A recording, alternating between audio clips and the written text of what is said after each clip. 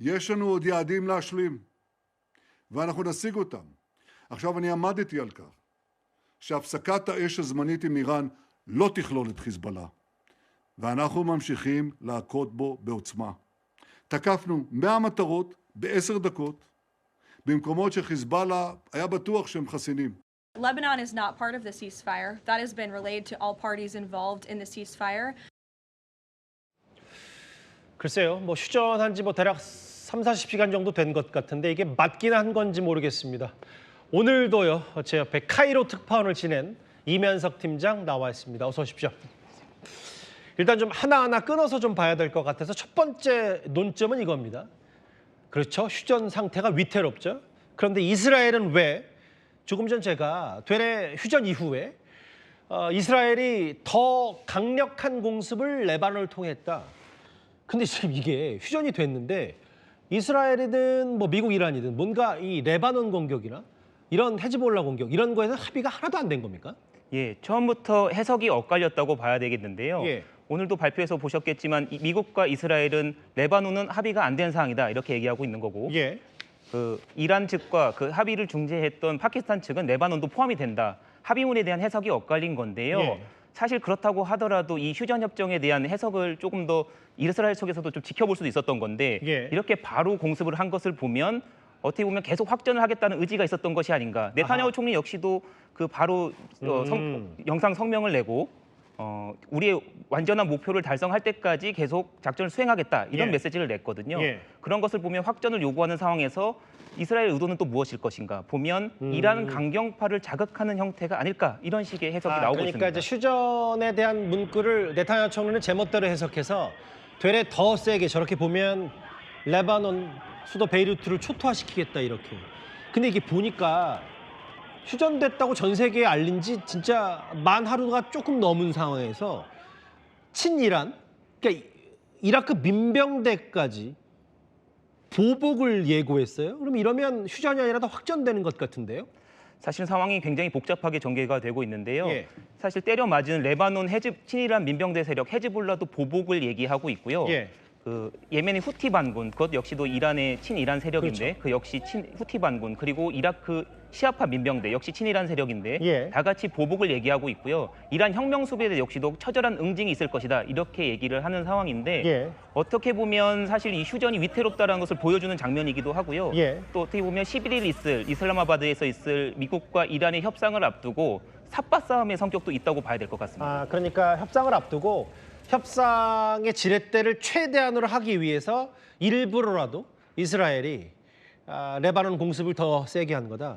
그럼 이런 건 어떻게 봐야 될까요? 마치 극과 극은 통하는지 모르겠지만 앞서 말씀하셨던 것처럼 네타냐후 총리도 뭔가 전쟁을 이어가길 원하고 있고 이란도 대통령 말과는 달리 페제스키안 대통령 말과는 달리 이란 강경파도 실제로는 전쟁이 이어지길 원하고 있다. 양측의 이런 것들이 좀 맞아떨어지는 겁니까?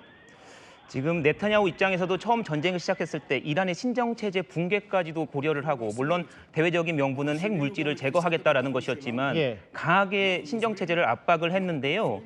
그럼에도 불구하고 지금 이런 여기에 대해서 충분한 결론을 얻지 못했다라는 내부 어떤 비판 여론에 직면해 있습니다. 이런 예. 비판 여론을 환기하고 예. 그리고 또 어떻게 보면 네타냐후 총리 같은 경우는 극우 연정을 또 유지해야 되는 그런 명분도 가지고 있습니다. 극우 연정이요? 예, 지금 극우 연정을 통해서 개인 부패 혐의에 대한 수사도 받고 있는데 그런 수사에 잠시만요. 대한 그러니까 네타냐후 총리가 사법 리스크가 있으니까 어쨌든 외부의 적을 상정해놓고 이런 전쟁을 이어가야 본인에 대한 여러 정권에 대한 위험 부담이 덜하다. 이게 지금 내부에 대한 요인도 있는 거네요. 그렇습니다. 내부 요인에 의해서 어떤 그 비판 여론을 잠재우기 위한 그런 의도가 있을 것이다라는 외신들의 해석들이 이어지고 있습니다. 그리고 이란 강경파 말씀도 주셨는데 예. 이란 역시도 지금 협상을 주도하고 있는 휴전 협상을 주도하고 있는 온건파에 대한 불만이 상당하다 이런 여론이 나오고 있거든요. 예. 그런 부분에 있어서 굉장히 이란 내에서도 극우 언론을 중심으로 비판 여론이 이어지고 있어서 극과 극은 통한다 이런 말씀이 맞는 것 같습니다. 그러니까 지금 전쟁이 휴전 상태가 좀처럼 되지가 않는다. 이면석 팀장이 동아일보 카이로 특파원 시절에 실제로 중동에서 네타냐후 총리를 만난 적이 있다면서요? 예, 베냐민 네타냐후 총리를 직접 만난 적이 있습니다. 예. 2017년 1월이었는데요. 이스라엘 수도 텔아비브에서 열리는 사이버 보안 관련 행사에서 네타냐후 총리가 기자단, 해외 기자단 제가 일원으로 소속으로 참여했었는데 그 기자단을 격려하는 자리에 나왔었습니다. 예.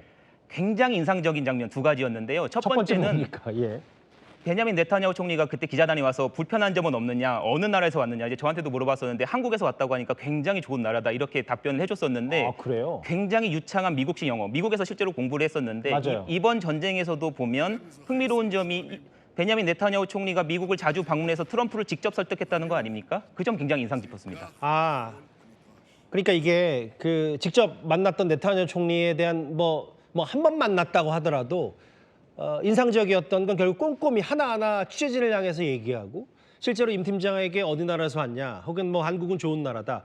결국은 이렇게 여론전과 혹은 대외적으로 어떻게 그 메시지를 던지는데 상당히 능한 인물이라고 실제로도 느꼈던 거네요. 맞습니다. 국방부 대변인을 하기도 했었고 그런 만큼 언론의 중요성도 잘 알고 있었고 또 한편으로는 총리가 직접 기자를 상대할 정도로 목표를 어떻게 달성하기 위해서는 저돌적으로 직접 나서는 모습까지 보여줬던 건데 그런 모습들을 보고 국제 기자들도 총리라기보다는 사실 야전사령관 같은 느낌을 받았다 이런 말을 했었는데 예. 실제로 이제 전쟁의 기획자 이런 말까지 듣는 상황이니까 어떻게 보면 그러면 약간 그 야전사령관 같은 느낌의 네타냐후 총리가 그만큼 지금 미국 이란 전쟁을 거의 배후에서 진두지휘하다시피도 하고 이란 강경파가 원하든 뭐라 하든 어쨌든 실제로 휴전이 됐는데도 이렇게 계속해서 확전 양상을 띠고 있다. 알겠습니다.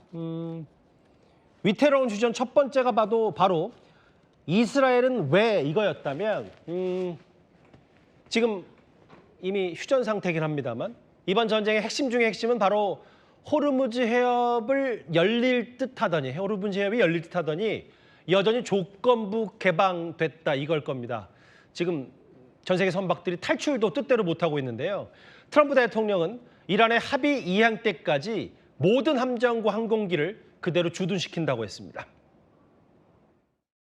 Iranian state media is saying that Iran has now closed off the Strait of Hormuz today in response to Israeli attacks on Lebanon. We have seen an uptick of traffic in the strait today. It has been relayed to him privately that is what's taking place. Mr. Vice President, Iran is continuing to block the Straits of Hormuz. Do you have an expectation of when that strait is going to be open? The president's been very, very clear.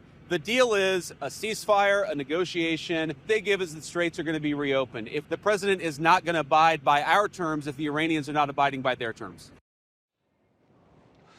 두 번째 논점도 한번 볼까요? 위태로운 휴전. 앞서는 이스라엘은 왜, 네타냐후는 왜였다면 호르무즈는 왜? 이면석 팀장. 저도 보니까 일본이 약간 이란과는 뭐 비교적 관계가 좋아서 다카치 총리가 이란 쪽과 전화했을 때까지만 해도 이란 배들은 일본 배들은 뭔가 호르무즈 해협 빠져나올 것 같았는데 지금 뭔가 이란이 통과를 할 수 있다고 해도 이란이 정해주는 그 바닷길로 가야 한다면서요? 예, 지금 미국 측에서는 완전하고도 전면적인 개방이 이뤄졌다고 주장을 했지만 휴전 하루 만인 지금 보면 다시 봉쇄했다는 이야기가 나오고 있습니다. 이란 국영 프레스 TV에서 나오고 있는 내용인데요. 지금 보시는 대로 라라크 섬, 기존 항로는 이제 오만을 지나가는 남쪽 항로를 지나가는데 라라크 섬 쪽으로 북쪽으로 돌리는 그런 방향으로 가져가겠다. 이것은 좀 더 길게 돌아야 되는 거네요, 그러면? 맞습니다. 항해하는 입장에서는 더 길게 돌아야 할 뿐만 아니라 저 해협이 더 좁기 때문에 정체가 이뤄질 수밖에 없는 구조입니다. 라라크 섬을 실질적으로 요금 징수소로 쓰려는 것이 아닌가, 통행료 요금을 받으려는 그런 장소로 쓰려는 것 아닌가, 그런 의도로 해석이 외신에서 나오고 있습니다. 잠깐만니까 지금 보면 이란이 공개한 저걸 보면 실제로 원래 갔던 지역은 위험지대로 돼 있고 앞서 나갔던 그 그래픽 지도 다시 한번 부탁드릴게요. 그러니까 이제 이면석 팀장이 봤을 때 혹은 뭐 현지 언론들이 봤을 때 저 라라크 섬을 마치 고속도로 톨게이트에서 요금 징수하는 곳으로 써서 저기서 돈을 걷겠다라는 심산도 있다. 몇 척 가지도 못하는 데다가 2주 안에 사실 물리적으로 다 빠져나올 수도 없고 그런데 단 12척도 이란이 정해주는 바닷길로 가야 된다. 근데 보니까 실제로 통행료를 줘서 걷는다고 하더라도 이걸 이란이 비트코인으로 내라고 하는데 그 속내를 저희가 뭐라고 봐야 되는 거예요? 예, 주요 외신, 특히 파이낸스 타임즈에서 위안화 내지는 비트코인으로 받으려는 의도가 있다, 목표가 있다라고 얘기 전달을 한 상황인데요. 예. 어떻게 보면 가장 중요한 이유는 지금 이란이 핵 개발로 인해서 미국의 제재를 받는 상황이라 달러화 결제가 안 됩니다. 그런 문제가 있기 때문에 미국을 조금 더 제재 해제를 압박하겠다는 의도도 있을 것입니다. 예. 그렇죠. 톨게이트 섬 항로도 그리고 아예 위안화, 비트코인 뭐 이란과 중국이 관계가 좋기 때문에 위안화 얘기도 할 수 있고 통행료까지 요구했다. 근데 잠깐만요. 저희가 오늘 어제부터 오늘까지 온라인에서 화제가 됐던 한 밈, 만화 성격의 그림을 한번 볼게요. 이면석 팀장도 저와 같이 보실까요? 저게 트럼프 대통령이고요. 저기 호르무즈 해협 지나가라면 통행료를 내시했는데 트럼프 대통령 보니까 갑자기 저 반대쪽 다시 이제 반대쪽에 가서 마치 본인들이 통행료를 트럼프 대통령 걷는 것도 합류하겠다. 이런 이 온라인 밈이 오늘 많이 돌아다녔는데 트럼프 대통령이 한술 더 떠서 미국도 이란과 함께 통행료를 걷는 걸 검토하고 있다. 이거 저희가 어떻게 해석해야 돼요? 사실은 그 협상 이전만 하더라도 호르무즈 봉쇄가 국제법상 위반이라는 이유를 들어서 미국에 계속 압박을 가했는데 예. 협상 국면이 들어가자마자 트럼프 대통령이 미국 외신과의 통화 인터뷰에서 저렇게 밝힌 건데요. 백악관에서도 수습, 그냥 트럼프 대통령의 아이디어라고 얘기할 정도로 다만 이제 미국 행정부의 공식 입장은 아닌 것처럼 얘기를 하고 있는데 예. 혼선이 이어지고 있다고 봐야겠죠.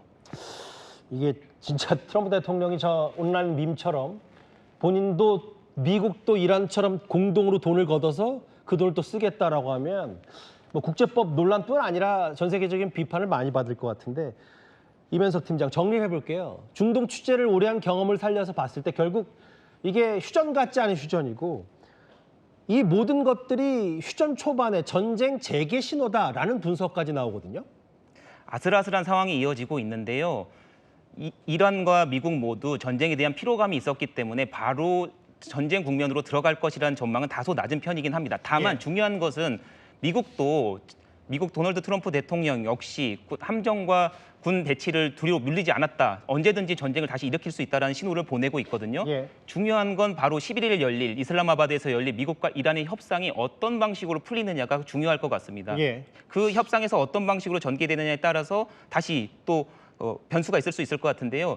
협상은 이어지고 있지만 또 다른 변수, 이스라엘이 어떻게 나올 것인가, 굉장히 확전을 요구하는 어떤 그런 식의 분위기가 있고 트럼프 대통령도 개인적인 변수가 굉장히 지금 이 전쟁에 대해서 행정부 내부에서는 반대 여론이 많았는데도 불구하고 강행했다라는 그런 외신 보도가 있기 때문에 예. 트럼프 개인에 대한 변수, 이런 다양한 변수들이 있기 때문에 고려해봐야 될 것 같습니다. 알겠습니다. 이 진짜 글쎄 휴전이라고 하기에는 좀 애매한 동아일보 카이로 특파원을 지낸 이면석 팀장과 함께 이스라엘과 이란 쪽 상황을 심도 있게 짚어봤습니다. 고맙습니다.